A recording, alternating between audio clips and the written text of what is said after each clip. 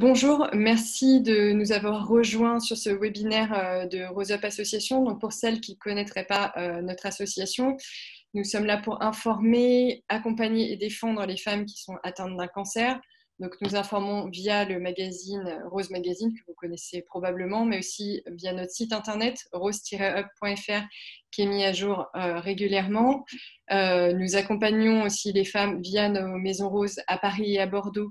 Et pour les femmes qui n'habitent pas ces villes, nous organisons des webinaires en ligne comme nous sommes actuellement en train de le faire. Et enfin, nous défendons vos droits puisque nous sommes association de patients. Donc, je vais me présenter, je m'appelle Émilie Groyer, je suis journaliste scientifique. Aujourd'hui, le thème du webinaire, ce sont les métastases. C'est un mot qui fait souvent peur, souvent parce qu'on ne le connaît pas bien, donc on va essayer de vous éclairer. Aujourd'hui, on a avec nous le docteur Huer, qui est oncologue à l'Institut de cancérologie de Lorraine et qui est aussi co-auteur de ce petit livret Mon parcours de vie, le cancer du sein métastatique, et donc il va répondre à vos questions. Bonjour docteur Huer, je vous laisse vous présenter et présenter rapidement votre livret. Bonjour à toutes. Alors, peu habitué à ce type d'exercice, j'espère que je vais être à la hauteur. Je remercie en tout cas Rose Up de m'avoir convié à cet événement. Je suis oncologue médical à l'Institut de cancérologie de Lorraine à Nancy. Je l'exerce depuis le début de mon internat. Je lui ai fait tout mon cursus, interne, assistant chef de clinique et maintenant médecin spécialiste de centre. Je m'occupe préférentiellement des tumeurs du sein et des tumeurs pulmonaires.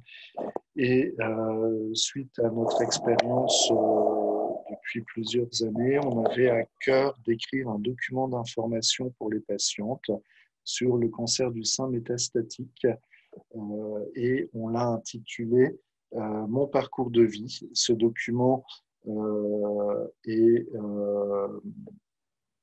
a été créé l'an dernier avec le partenariat du laboratoire Pfizer. Très bien. Donc, avant de commencer les questions-réponses, je vois qu'il y a déjà des questions qui arrivent. Je voulais juste vous rappeler que pour les personnes qui se sont inscrites et qui sont sur la plateforme Zoom actuellement, pour poser vos questions, il faut que vous cliquiez en bas de votre écran sur Q&R, questions et réponses, pour poser vos questions. Et pour les personnes qui nous suivent sur Facebook, je vais essayer de temps en temps de jeter un œil sur ce réseau social pour essayer de lire et de retranscrire vos questions. Si j'ai pas le temps, on a 1 heure devant nous, si j'ai pas le temps de toutes les faire passer, je vous prie de m'excuser par avance, on essaiera d'y répondre dans un second temps. Donc en attendant que les questions arrivent, je voulais faire juste une première question qui est basique, mais finalement, c'est quoi une métastase ?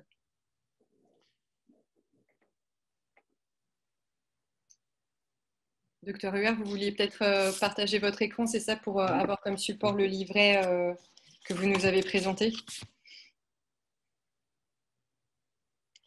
Alors, en fait, le sein est irrigué par le sang qui amène l'oxygène et les nutriments. C'est valable également pour tout autre organe. Et par des canaux lymphatiques qui transportent la lymphe avec des relais appelés ganglions. En fait, ces ganglions, ce sont des barrières.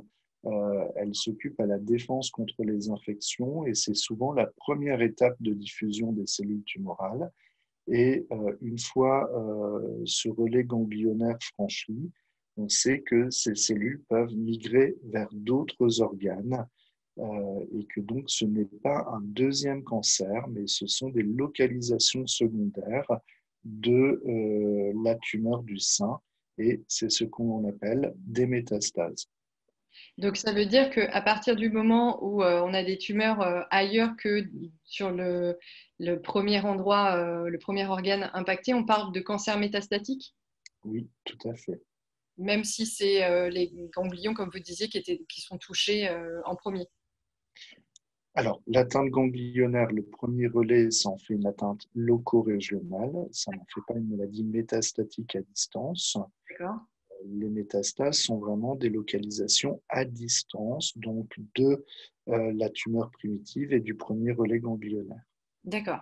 Et alors, des fois, on entend le terme métastatique et des fois, on entend le terme métastasé. Il y a une différence entre ces deux termes-là ou ça veut dire la même chose? Non, le premier terme est plus joli que métastasé, donc on parle vraiment de métastatique. D'accord. Et alors, si on reprend votre petit livret qui est très bien fait et très joliment illustré, il est précisé que on peut détecter des métastases à différents moments finalement, au moment du diagnostic, mais aussi plus tard. Tout à fait. Alors, cette illustration qu'on a beaucoup aimée, et en fait, les illustrations ont été créées par Charlotte Cottereau, qui est une artiste vendéenne qu'on ne connaissait pas. On a vraiment travaillé à distance. C'est quelqu'un qui ne connaissait pas du tout le milieu médical et qui a très vite compris, qui a très vite répondu à nos attentes et qui nous a très vite compris. Et on voit donc cette tumeur représentée par la flamme, par le feu, et qui peut évoluer vers ailleurs. Donc effectivement, il y a trois moments différents où on peut découvrir que la maladie est métastatique. Ça peut être la tumeur est en place. Alors on parle de la tumeur du sein, mais ça peut être, c'est valable pour tout autre organe. Oui, on va essayer de ne pas parler seulement du cancer du sein pendant Tout à ce fait. webinaire. Elle est découverte par des examens d'imagerie et on fait un bilan d'extension et on découvre alors que la maladie n'est pas seulement localisée à l'organe atteint et donc on parle de maladie métastatique. Soit la tumeur primitive, qu'elle soit tumeur mammaire ou pas, a été traitée il y a plusieurs mois ou années, ont reçu un traitement complémentaire avec une chimiothérapie, une hormonothérapie. Les cellules cancéreuses se sont endormies, puis elles se réveillent dans un autre organe, malgré tous les traitements prodigués. Et Oui, puis, ça, c'est une question qu'on a de temps en temps. C'est, je suis sous traitement pour mon premier cancer. Comment ça se fait que j'ai des métastases qui se réveillent ailleurs alors que je suis sous traitement? je vais y répondre. Et le troisième cas, c'est parfois, ce sont les métastases qui sont découvertes en premier par des symptômes, par exemple une douleur, une difficulté respiratoire, une fatigue inhabituelle, un amaigrissement. Et c'est en recherchant l'origine de ces symptômes qu'on retrouve la tumeur primitive. Là encore, vous avez une illustration de Charlotte qui est très parlante. Et pourquoi j'ai des métastases alors que j'ai déjà été traité? On sait qu'il y a une résistance au traitement, notamment à la chimiothérapie, à l'hormonothérapie, et que malgré le fait que le traitement soit bien mené et bien été pris, qu'il y a eu une bonne observance des traitements, on a un risque de récidive. On dit toujours, en traitement complémentaire après un traitement loco-régional, l'objectif c'est de diminuer ce risque, mais on sait malheureusement qu'on ne peut pas l'annuler. Mhm. Alors, il y a Cathy qui nous demande, parce que vous avez parlé du fait que les métastases atteignent d'autres organes via la circulation lymphatique notamment. Elle demande, est-ce qu'un drainage lymphatique du bras et du sein peut favoriser l'éparpillement des cellules cancéreuses dans le corps? Non, non. En fait, c'est les ganglions et après, il y a une diffusion par le sang. D'accord, mais ce n'est pas un simple massage qui va favoriser ça. Tant qu'on est dans les définitions, il y a Sabrine qui nous demande la différence entre métastase lytique et ostéocondensante. Je ne sais pas si je prononce bien le Oui. mot. Les secondes sont-elles des premières qui se réparent? Alors, on va peut-être déjà définir ce qu'est une métastase lytique et une ostéocondensante. Alors, La métastase osseuse, c'est en fait une atteinte de l'os par les cellules tumorales et lytiques. Cela veut dire qu'on a une destruction de l'os et donc on a une fragilité de l'os, avec notamment un risque de fracture. Condensante, c'est souvent une évolution liée au traitement et on voit dans les imageries qu'on a une condensation de l'os après qu'elle ait été lytique grâce à l'effet des traitements, d'une part aux traitements antitumoraux et d'autre part aux traitements antirésorptifs osseux qui a pour objectif de diminuer les complications, notamment les fractures, les douleurs, les tassements de ces métastases osseuses. Certains cancers donnent plus facilement et préférentiellement des métastases condensantes, ce qui est le cas notamment dans le cancer de la prostate chez l'homme. Par contre, dans le cancer du sein, le tableau le plus fréquent est effectivement des métastases lytiques. Donc, lytique veut dire destruction de l'os et fragilité de l'os. D'accord. On nous fait juste une petite remarque, c'est qu'on voit principalement le haut de votre visage. Si vous pouviez descendre, voilà, c'est parfait. Vous êtes un peu mieux cadré. Parfait. Donc, on va continuer dans le déroulé pour faire déjà une introduction au sujet. Donc, on l'a dit, souvent les métastases touchent en premier les ganglions. Est-ce qu'il y a d'autres organes qui sont touchés préférentiellement par les métastases? Alors oui, on le voit alors les sites préférentiels de métastase dépendent souvent de l'organe de la tumeur primitive. Dans le cancer du sein, les localisations préférentielles sont osseuses, pulmonaires, hépatiques et parfois cérébrales pour certains types histologiques de cancer du sein. Et puis, malheureusement, on peut trouver de tout. Donc, on peut trouver des atteintes cutanées, péritonéales. Il n'y a pas malheureusement, la médecine n'est pas une généralité et il y a plein de cas particuliers. Oui, malheureusement. Et est-ce qu'on comprend mieux les mécanismes qui font que le cancer va métastaser? Ça dépend très souvent des facteurs histologiques initiaux, à savoir le grade de la tumeur, les caractéristiques histologiques, la présence ou pas de récepteurs hormonaux, la présence ou non de la protéine HER2. C'est pour le cancer du sein ou c'est vrai pour d'autres cancers? Pour le cancer du sein. Et après, d'une manière générale, c'est surtout l'atteinte ganglionnaire loco-régionale. Donc ça, quelle que soit la tumeur. En fait, quand on fait l'exérèse d'une tumeur, quelle que soit sa localisation, la chirurgie doit permettre d'explorer le premier relais ganglionnaire pour savoir ou pas s'il y a une atteinte ganglionnaire. Et souvent, le fait qu'il y ait une atteinte ganglionnaire va être un argument pour justifier d'un traitement complémentaire, à savoir un traitement adjuvant. D'accord, qui va éviter qui va diminuer, mais qui n'annule pas le risque de récidive de la maladie, d'évolution de la maladie. D'accord. Et on passe quel type d'examen pour justement explorer et rechercher la présence de métastases? Alors, quand il y a indication à une chirurgie, de toute manière, il y a un bilan d'extension. Ce bilan d'extension, il peut être soit par un TEP scanner, soit par un scanner cérébral thoraco-abdominopelvien et une scintigraphie osseuse. L'objectif, c'est d'explorer les organes préférentiellement atteints dans le type de tumeur qu'on a cité précédemment. Il y a Mireille qui nous demande si on peut avoir le support présenté, donc le support que présente actuellement le docteur. Donc je ne sais pas si on le voit bien parce que du coup on a un partage d'écran, mais c'est le livret Mon parcours de vie, le cancer du sein métastatique. Voilà, c'est ça. Et donc docteur, on peut le télécharger gratuitement sur le site de l'association Symphonie, c'est ça?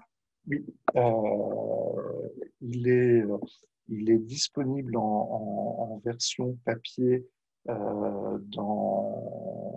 normalement auprès de vos soignants, puisqu'il a été diffusé par le laboratoire Pfizer. Il est visible numériquement, d'une part, sur le site de l'association Symphonie et également sur le site Pacte Onco de Pfizer. D'accord. Si on reste encore dans les causes de propagation, Véronique nous demande, est-ce qu'une opération de type reconstruction du sein peut réveiller les cellules cancéreuses qui seraient encore présentes Non. et Non. favoriser la propagation? Non, on peut être amené également à faire des reconstructions mammaires en cas de maladie métastatique. Mm-hmm. Il n'y a aucune contre-indication et aucun risque par rapport à l'évolution de la maladie. D'accord. Alors, autre question basique, mais comment on sait, quand on détecte une tumeur dans un autre organe, qu'il s'agit bien d'une métastase et pas d'un autre cancer? Alors, je me mets sur... c'est effectivement une question qui revient souvent. La philosophie est valable de toute manière pour quelle que soit la tumeur. Mhm. En fait, quand on fait un bilan d'imagerie, on voit des anomalies. On suspecte ce qu'on appelle être une métastase, mais le diagnostic formel, on pourra le documenter qu'après la réalisation d'une biopsie, donc une analyse au microscope qui va nous permettre d'identifier les cellules, de vérifier que ce soit des cellules tumorales et de faire la comparaison avec les cellules tumorales antérieures. Et on verra que ce n'est pas une deuxième tumeur, mais que ce sont des cellules tumorales venant du primitif, donc ici dans ce cas de l'origine mammaire. Et dans les tumeurs mammaires, ce qui est très important, c'est de vérifier que le profil biologique de ces métastases est le même que la tumeur primitive, à savoir la présence ou non de récepteurs hormonaux et la présence ou non de l'expression de la protéine HER2. D'accord. Donc oui, on rappelle, les cellules, elles ont à leur surface un certain nombre de récepteurs ou de marqueurs qui permettent de les caractériser. Donc du coup, on va comparer celles d'origine à celles qu'on a trouvées dans d'autres organes pour voir si elles ont les mêmes marqueurs, si je comprends bien. Alors, on va arriver peut-être maintenant à la partie traitement. Je vois qu'on a pas mal de questions au niveau des traitements. Aujourd'hui, quels sont les traitements possibles quand on a des métastases? Alors, le traitement est déjà défini par les caractéristiques histologiques, biologiques de la tumeur. On ne traite pas de la même manière une tumeur, un cancer du sein, notamment métastatique, en fonction de la présence ou non de récepteurs hormonaux et en fonction de la réponse, de la présence ou non de la protéine HER2. Donc, le traitement dépend de ces caractéristiques. Donc, le traitement est également défini en fonction de la présentation clinique de la maladie. C'est-à-dire qu'on peut avoir ou non des symptômes, ce qui peut modifier l'indication, les modalités du traitement. Et puis également en fonction du temps qui s'est écoulé entre le cancer initial et la rechute métastatique, en fonction des traitements antérieurs qui ont été reçus et de la tolérance. Les traitements, ils reposent sur l'hormonothérapie, les thérapies ciblées, la chimiothérapie et la radiothérapie et la chirurgie sont parfois nécessaires. D'accord. Alors, je vais peut-être prendre une question que j'ai vu passer sur les traitements. Oui,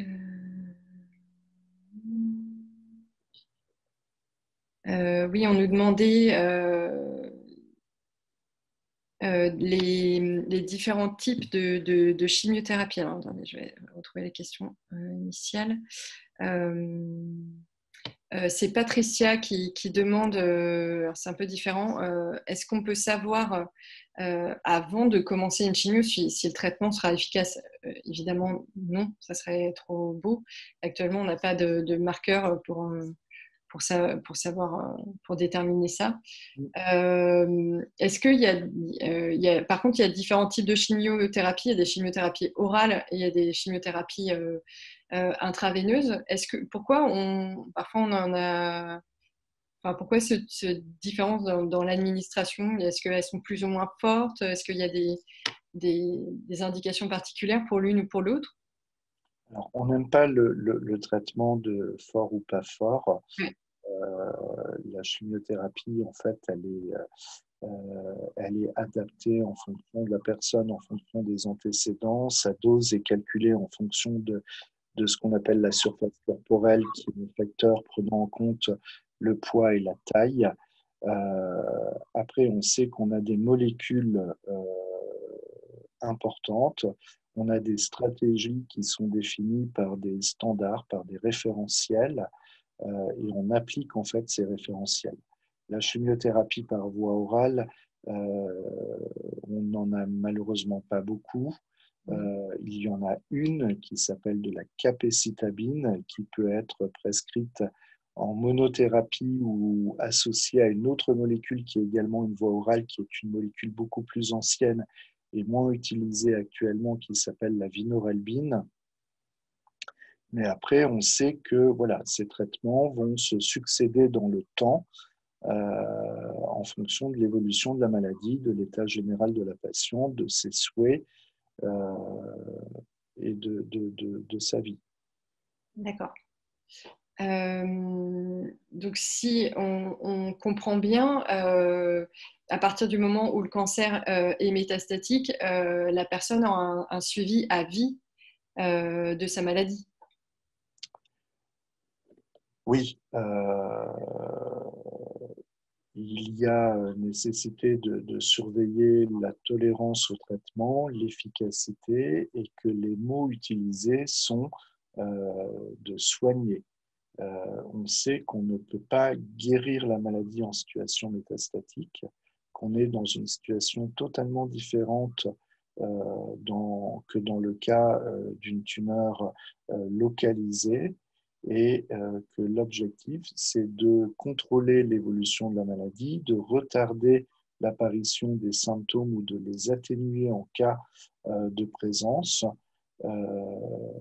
Mais on peut vivre des années avec un traitement quel qu'il soit. Donc, ça rejoint un peu la question de Nathalie qui nous dit qu'elle a eu un cancer du sein en 2015. Le ganglion sentinelle ne présentait aucune attaque. Après ablation et reconstruction et hormonothérapie pendant 5 ans. Après le TEP de contrôle, donc le contrôle a révélé des métastases au niveau du foie.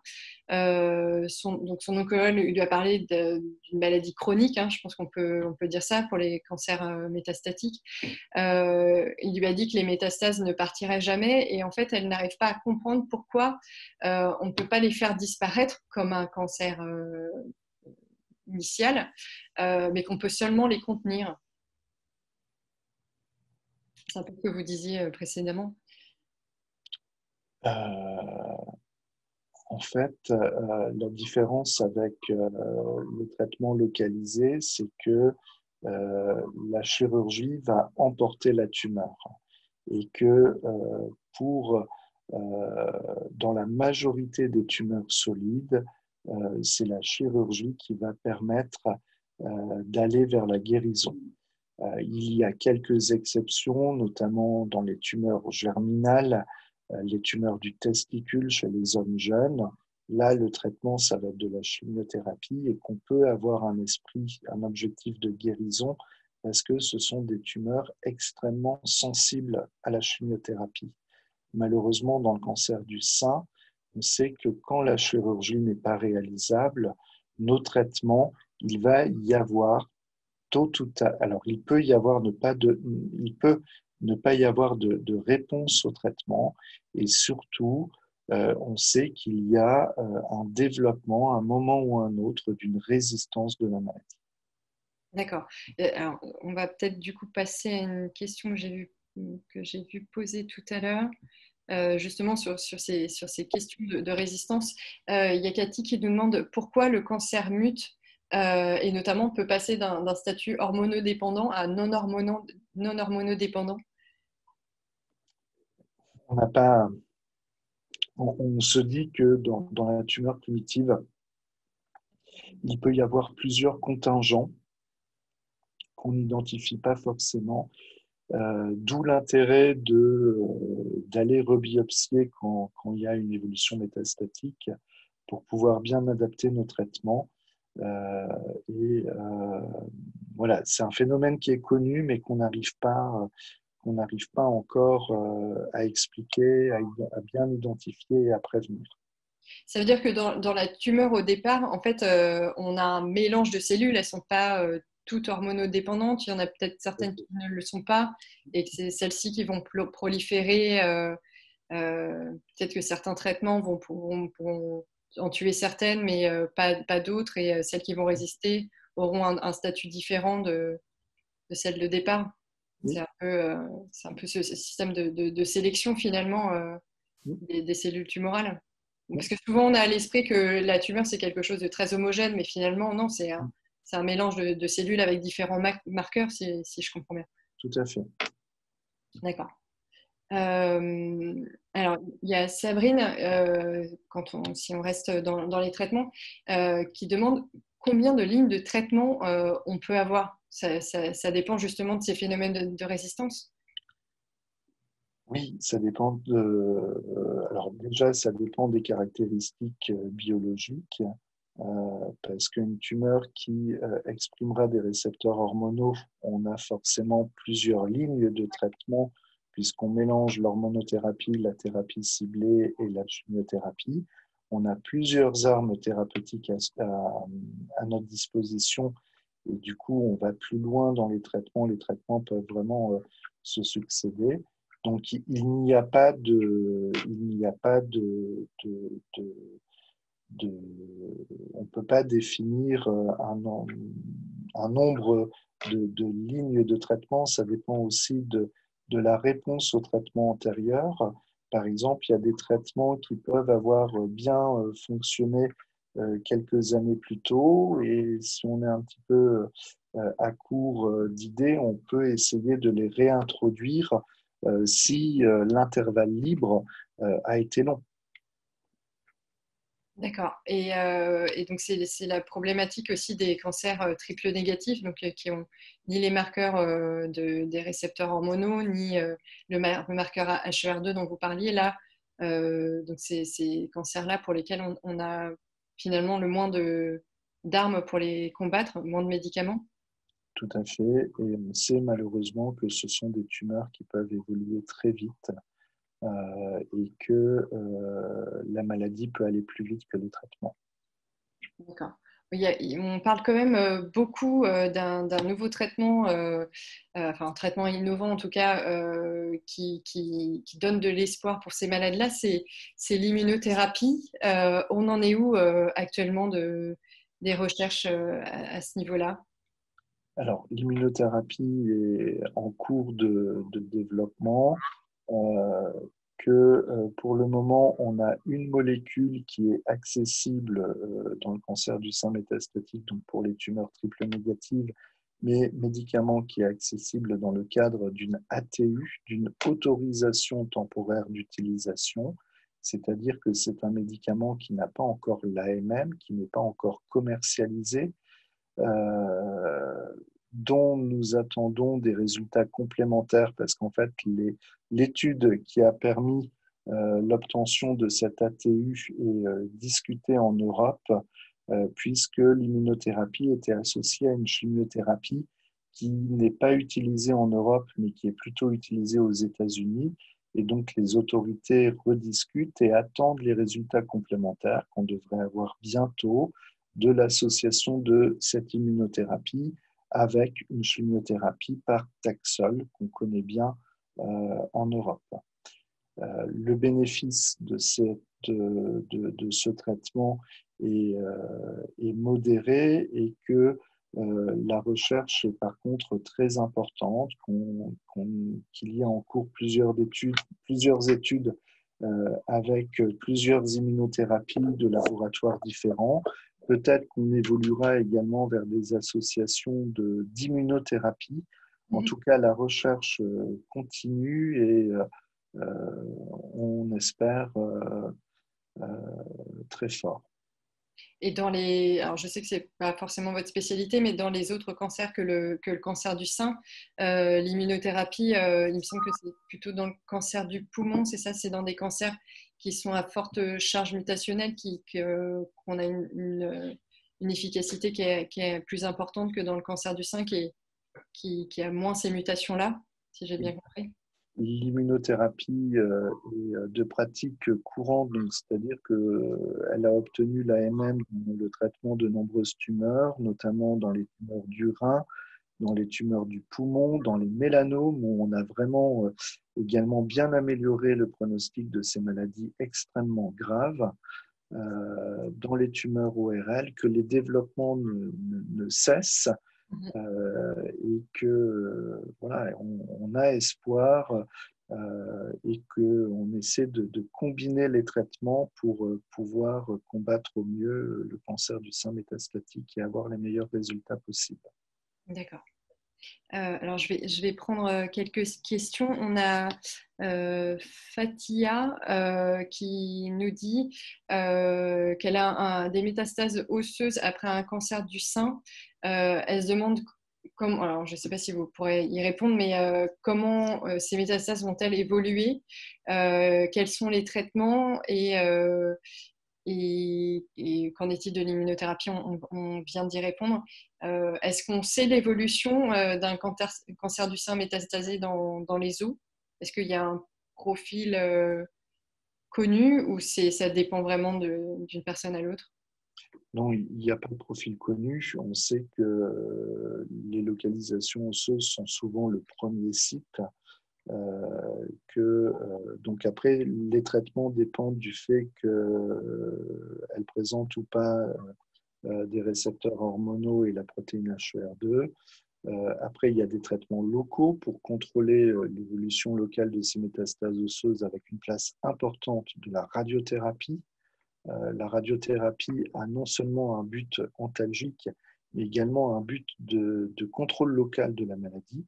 Il y a également la part des traitements antirésorptifs osseux qui diminuent le risque de complications liées à ces atteintes osseuses.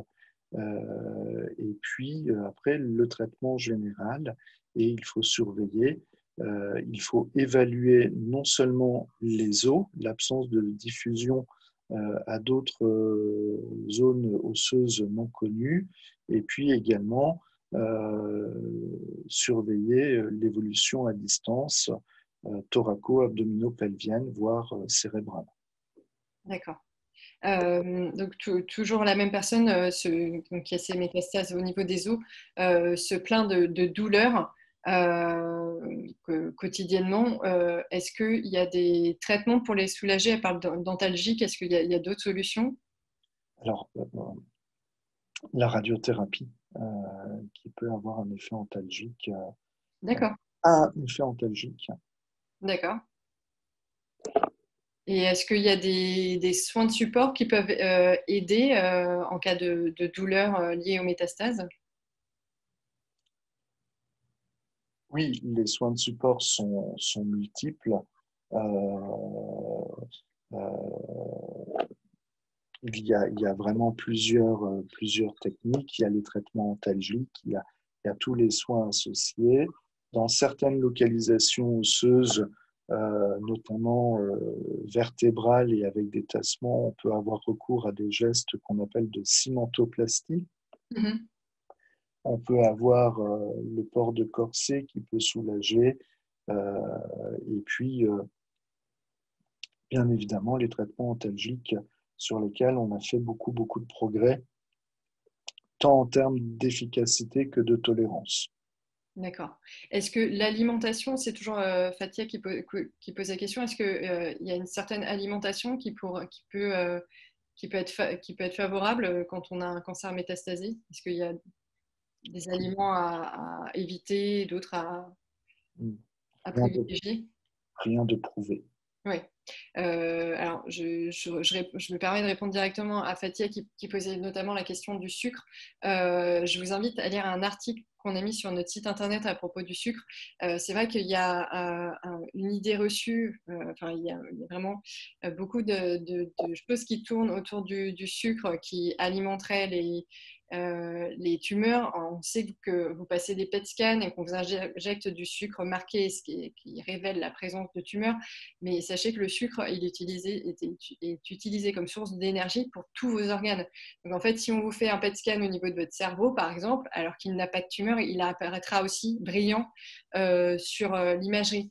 Donc ce n'est pas en arrêtant le sucre que vous allez tuer la tumeur, malheureusement. Bah, en revanche, vous risquez une dénutrition. Et on a été beaucoup alerté, je pense que vous pouvez confirmer, docteur Huer, sur ces problèmes de dénutrition des malades qui changent drastiquement leur alimentation en pensant bien faire et qui finalement se retrouvent dans des situations qui sont finalement assez défavorables pour leur guérison.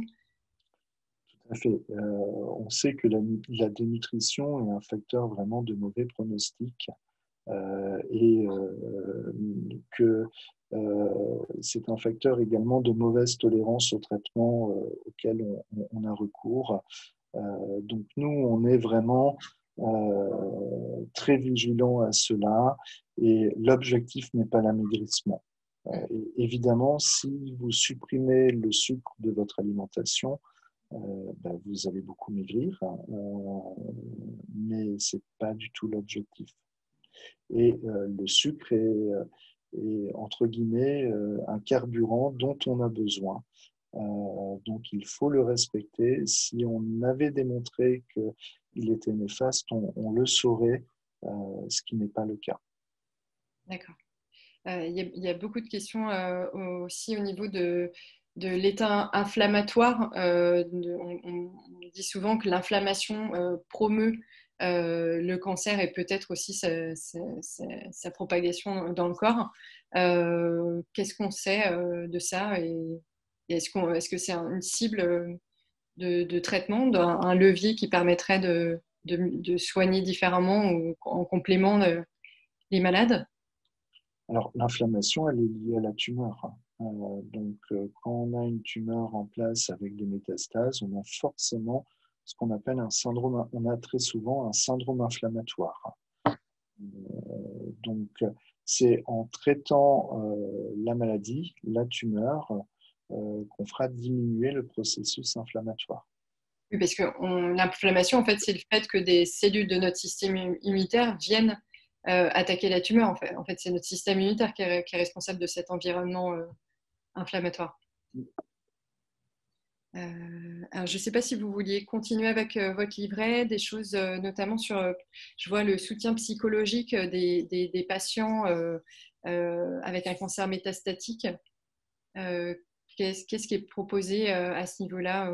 Parce que c'est vrai que c'est pas évident, l'annonce d'un cancer métastatique. Est-ce qu'il y a des soutiens psychologiques auxquels on peut faire appel?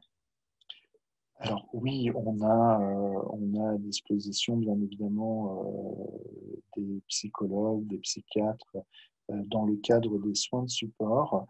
Ce qui est important pour pouvoir combattre la maladie, c'est la compréhension de la maladie et des traitements.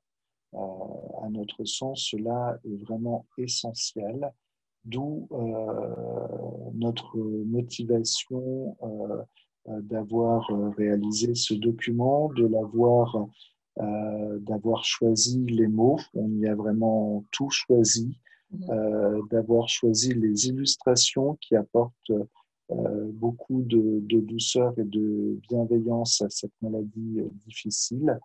Et au-delà des soutiens psychologiques qu'on peut avoir, c'est l'échange, la verbalisation, la communication qui est importante pour bien comprendre.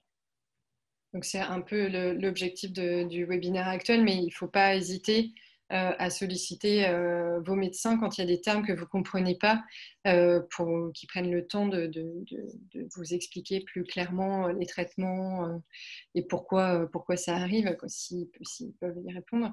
Il y a Véronique, non, c'est pas Véronique, excusez-moi. On avait une question sur les... Voilà, Patricia, qui demande, donc là aussi c'est des termes qu'on revoit souvent, c'est cancer infiltrant. Et Patricia demande si la tumeur initiale est infiltrante, mais qu'il n'y a pas de métastase et pas d'atteinte ganglionnaire, est-ce que ça veut dire qu'elle va quand même métastaser? Est-ce que infiltrant signifie potentiel de métastase? Oui, oui. Infiltrant veut dire agressif. Donc, on sait que infiltrant, ça nécessite un traitement plus différent qu'une tumeur qu'on appelle in situ, où là, pour une tumeur in situ, il n'y a qu'un traitement local. À partir du caractère infiltrant, même en l'absence d'atteinte ganglionnaire, qu'on a décelé au moment du traitement loco-régional, on sait qu'il y a des critères d'agressivité et que ces traitements-là, ces tumeurs-là, en fonction du grade, en fonction de l'indice de prolifération cellulaire, en fonction des caractéristiques biologiques, il peut y avoir des cellules résiduelles quelque part et ça nécessite un traitement complémentaire. Et un suivi peut-être plus régulier qu'un cancer in situ. Ouais. Alors là, on repart au niveau des traitements et de l'immunothérapie. Alors, Véronique, je ne sais pas quel cancer elle a. En tout cas, elle a une récidive 6 à 8 mois après avoir eu une immunothérapie. Donc, si elle pouvait préciser peut-être l'organe touché. Donc, elle était sous immunothérapie et 6 à 8 mois après, elle a eu une récidive et elle se demande si on va lui changer son traitement. Est-ce que ça montre son efficacité et est-ce que forcément ça veut dire qu'on va lui changer son traitement? Alors, la description est un petit peu floue pour que je Ouais, puisse ouais, répondre. c'est un peu compliqué de répondre à la question. Il faudrait savoir en fait si elle est encore sous immunothérapie et qu'on a constaté une poursuite, une réévolution de la maladie. Voilà, oui, il y aurait indication à une modification de traitement. D'accord. Véronique, si d'ici là vous pouvez nous préciser, on complétera la réponse. Il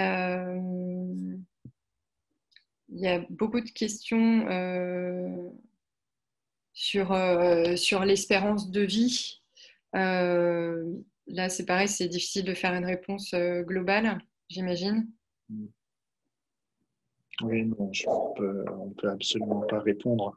Ça dépend de beaucoup de facteurs. Donc, c'est difficile à répondre. Et Patricia nous demande si il y a plus de risques de métastase suivant les marqueurs du cancer, si on a une tumeur HER2+, et récepteurs hormonaux positifs aussi. Est-ce qu'on a plus de chances de faire de métastase qu'un triple négatif, par exemple? Est-ce qu'il y a un lien entre marqueurs et risque de métastase? aujourd'hui, on sait que les tumeurs triple négatives sont des tumeurs très agressives, à fort risque d'évolution. Et pourquoi? Parce qu'on a moins de traitements, on a moins d'armes thérapeutiques.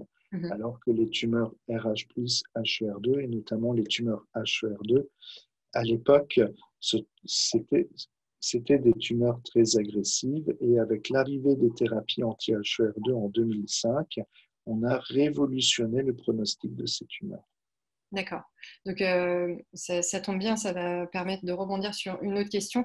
Donc, les traitements HER2, c'est ce qu'on appelle des thérapies ciblées parce qu'elles ciblent un marqueur. C'est des anticorps, hein, si je me trompe pas. Alors, du coup, c'est vrai qu'il y a des questions de vocabulaire parce qu'on pourrait parler pour les thérapies ciblées d'immunothérapie puisque l'anticorps fait partie d'une arme de notre système immunitaire. Mais finalement, quelle est la différence entre immunothérapie telle qu'on l'utilise, comme on utilise le terme, et thérapie ciblée? Thérapie ciblée, en fait, on cible une protéine. On cible des cellules tumorales qui possèdent à leur surface une protéine qu'on appelle la protéine HER2. Donc, on est très sélectif. Euh, D'où également la moindre toxicité, puisque vraiment, on cible ces cellules-là. Très spécifique. Alors que l'immunothérapie, le concept est différent? L'immunothérapie, c'est on stimule notre système immunitaire qui va se défendre contre les cellules tumorales. D'accord.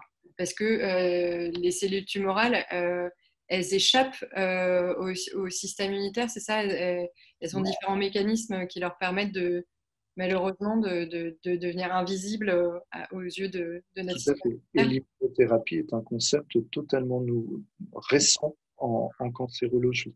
D'accord.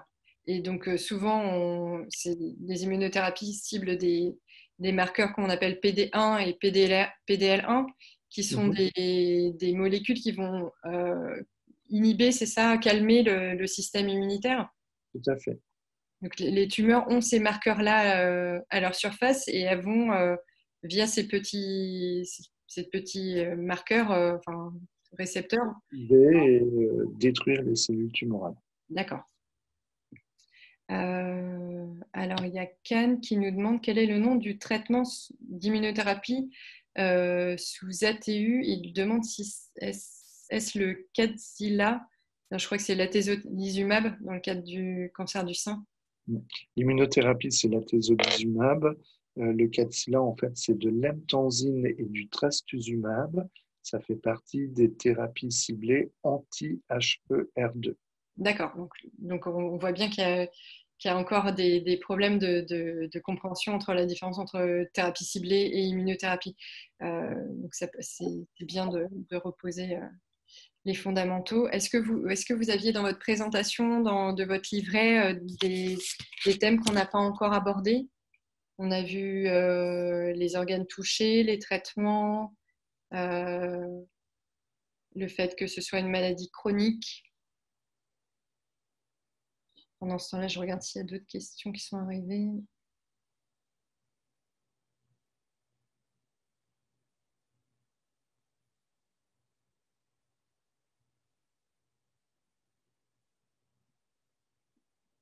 Oui, il y a Fatia qui dit, excusez-moi, du coup, j'ai une autre question qui est arrivée entre-temps. Il y a Fatia qui se demande pourquoi, donc elle a des métastases osseuses sur le bassin et au niveau des cervicales, et elle se demande pourquoi certaines sont douloureuses et d'autres passent totalement inaperçues. Pas forcément d'explication. Il y a des zones qui sont plus sensibles, des zones qui sont plus douloureuses. Euh, et malheureusement, ce qu'on peut dire, c'est que cette maladie, elle est traître et que on peut avoir des localisations et n'avoir aucun symptôme. Mhm. D'où l'intérêt d'un suivi régulier pour rechercher d'éventuelles propagations dans d'autres organes, j'imagine. Je vous laisse la parole, du coup, vous voulez ajouter quelque chose par rapport à votre livret? Alors, l'épilogue à laquelle on y a mis beaucoup d'importance, c'est que ce parcours de vie, et on a voulu l'appeler parcours de vie et non pas parcours de soins, Mhm. parce que c'est de la vie dont on parle, que c'est un chemin qui est ponctué d'espoir et de découragement, d'incertitude, que on est là, tout le monde est là pour aider, pour accompagner, et qu'il y a une endurance à avoir pour faire face aux nouvelles qui sont bonnes ou parfois plus difficiles à accepter. D'accord. Virginie, j'ai vu votre question sur l'espérance de vie. Malheureusement, comme on l'a dit le docteur Hubert, il est difficile de faire d'apporter une réponse globale parce que ça dépend de votre cancer, des marqueurs de votre cancer, de son évolution. Donc, elle demande s'il y a des statistiques, mais les statistiques n'ont pas vraiment de valeur. Quand on s'adresse à une population générale, il faudrait vraiment connaître votre parcours personnel. Donc, je suis désolée de ne pas pouvoir répondre plus précisément à votre question. Il y a aussi pas mal de retours sur pourquoi ça m'arrive. Je suis une personne jeune, j'ai pas d'antécédents familiaux, j'ai une hygiène de vie assez saine. Il y a beaucoup de questionnements à ce niveau-là. Qu'est-ce qu'on peut répondre à ces personnes qui cherchent un pourquoi finalement? Oui, oui. Alors, on avait mis une petite phrase que je suis en train de...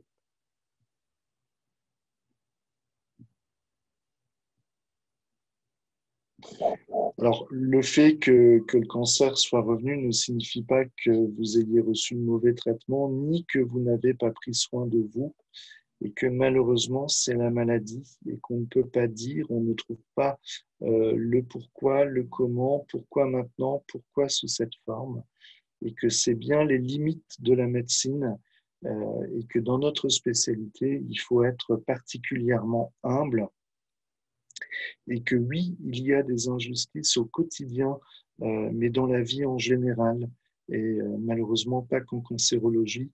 Et on sait que il y a des choses qui sont parfaitement inacceptables, inentendables, mais ce sont les limites de l'humain. Merci, c'est important de l'entendre également. Euh, oui, il y a Sandrine qui dit la faute n'a pas de chance. Malheureusement, parfois il n'y a pas forcément on ne peut pas pointer du doigt un coupable, malheureusement. Il y a Mireille qui demande, qui se pose une question sur l'intérêt de l'hormonothérapie, donc, qui permet de limiter le risque de récidive.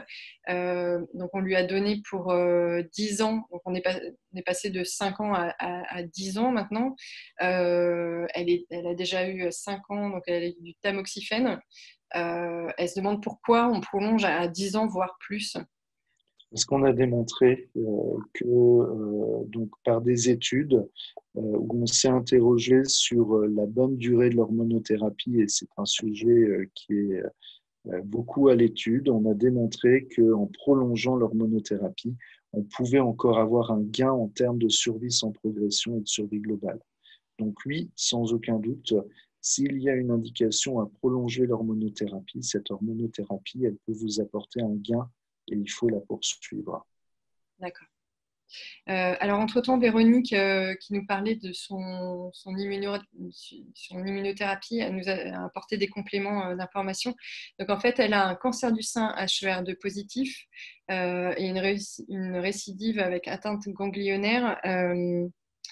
Et fin du traitement d'immunothérapie 6 à 7 mois avant. Donc, d'après ce que je comprends, elle a arrêté son traitement et 6 à 7 mois après, elle a eu une atteinte ganglionnaire.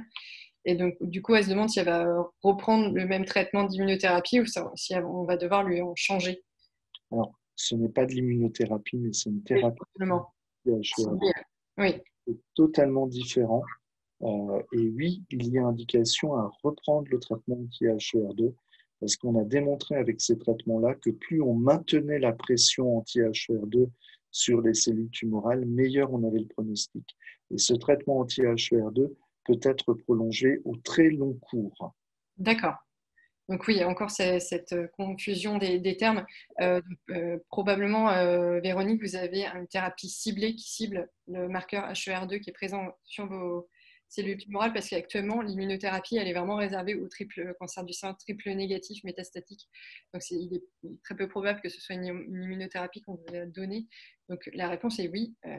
Vous avez entendu le docteur. Euh, donc, en parlant de cancer triple négatif, on a Chantal justement qui va rentrer dans un essai clinique. On n'en a pas parlé, mais c'est quand les traitements actuels sont inefficaces, il y a cette possibilité de rentrer dans un essai clinique. Elle rentre dans un essai de phase 2 avec la darolutamide pour bloquer les récepteurs aux androgènes et elle se demande ce que signifie un essai de phase 2. Alors, en fait, dans les essais cliniques, il y a 4 phases. La quatrième phase, c'est la commercialisation, c'est l'enregistrement avant l'AMM. La phase 1, c'est on teste vraiment l'efficacité et la tolérance au traitement. Et la phase 2, on n'a pas de bras comparateur. Donc, c'est-à-dire que on ne compare pas un traitement A versus un traitement B et qu'on pense que le traitement proposé permettra un résultat et que l'objectif, c'est d'évaluer ce résultat. Mmh. Chantal complétait sa question par est-ce qu'il y a un espoir de guérison? C'est impossible de savoir avant la fin de l'étude, évidemment, vu que c'est le but justement de ces études-là, de prouver l'efficacité du nouveau produit. Oui. Alors là, on repasse aux soins de support. Il y a Fabienne qui nous demande ce qu'on sait du rôle de l'activité physique sur l'évolution des métastases. Pas grand-chose. On sait que l'activité physique, elle est favorable de toute manière, qu'elle est importante, qu'il y a des études qui ont montré l'intérêt sur le risque de récidive de la maladie, mais on n'a pas d'études en situation de maladie métastatique. D'accord. Du coup, il y a Fatia qui réagit sur les essais cliniques et qui demande comment elle peut participer à un essai clinique. Là, il faut qu'elle se tourne vers son oncologue. Tout à fait. Parce qu'il existe des plateformes où vous pouvez regarder les essais cliniques en cours, mais c'est assez difficile à comprendre quand vous n'êtes pas médecin. Donc, on vous invite quand même à passer par vos médecins qui connaissent normalement les essais cliniques en cours. Et ça peut aussi bien se passer dans l'établissement où on est actuellement que dans un autre. On peut changer d'établissement pour suivre un essai clinique. D'accord. Ok, on arrive presque à la fin. On arrive à la fin du webinaire. Je pense qu'on a répondu à la quasi-totalité des questions. Est-ce que vous voulez, je vous laisse le mot de la fin du coup, docteur. Vous voulez compléter peut-être Je vais afficher en conclusion la préface de l'association Symphonie, Oui. contribuée à la rédaction, qui a collaboré avec nous pour ce document. On a, pour nous, c'était capital d'associer cette association à ce travail, association qui est créée depuis plus de 20 ans et qui ne concerne que des femmes qui ont été traitées ou en cours de traitement pour un cancer du sein. Et je vous laisse lire en conclusion les quelques lignes qu'elles ont écrites. D'accord. Donc on rappelle que ce que vous affichez actuellement à l'écran, c'est extrait du petit livret Mon parcours de vie, le cancer du sein métastatique, qu'on peut retrouver, qui est distribué dans la plupart des hôpitaux, mais qu'on peut aussi retrouver en format PDF sur le site de l'association, notamment Symphonie. Docteur Huer, je vous laisse quitter le partage d'écran, comme ça on vous verra mieux. Voilà. Docteur Huer, merci encore pour le temps que vous nous avez accordé et peut-être à bientôt pour un nouveau webinaire. Merci beaucoup, à bientôt. Merci à vous. Au revoir.